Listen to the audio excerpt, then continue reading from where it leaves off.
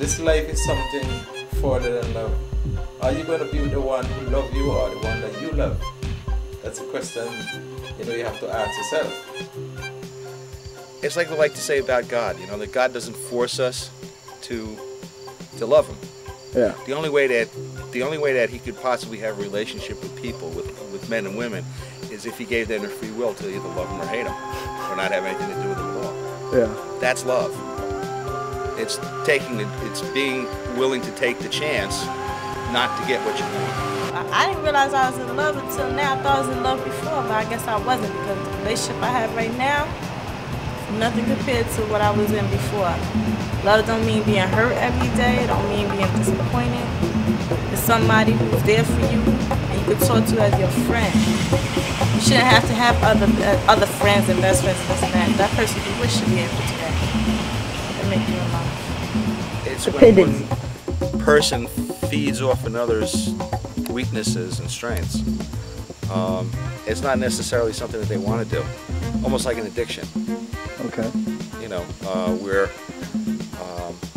you know that you sort of almost have to have whatever it is. I mean, it could be drugs or alcohol or whatever, or another person. Yeah.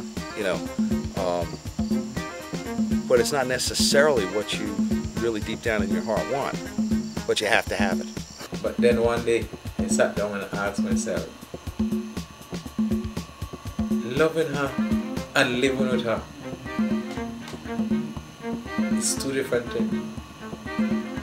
You got to start your relationship on the same page, and I think that's what fucks up everybody else's relationship. Is you go in, either the girl's looking for, I need someone to love me, and the guy's just looking to get laid, which happens a lot, or vice versa. Doesn't happen as much. Dude I was with a couple of years before who I'm with now, he used to do a lot of fucked up things, and it's like I depended on him to do fucked up things so I could rescue him. You ever been in a situation where you always you feel like you need to help that person, and that I thought was love, it wasn't love, it was just that, you know, I don't know, it's sort of like being able to, it was like I was babysitting. I depended on him to be that way, you know? Maybe it comes down to control. I guess that's what it would be, is control and need to be in control, and it's not necessarily a starting point like you can blame, well, Samson and Delilah, or you can go back far enough. Oh no, it was the Sumerian war over the woman, you remember her? Yeah, let's put it this way. A battered woman stays in a relationship with a man who hits her, or the other way around, because that's the only thing they know. You know what I'm saying? That's the only thing they know, the only thing they feel. They want somebody who's gonna abuse them and shit. So like, if he goes somewhere and he say that's what he's gonna do, that's what you're doing. All right, cool. But let me hear something else. I'm gonna ask him about it, find out it's true. Then you know what? I'm be sick over it, but I'm gonna know. Look, if somebody is really truly my man, they wouldn't have made that choice. You know? I see that happen. I don't want that shit.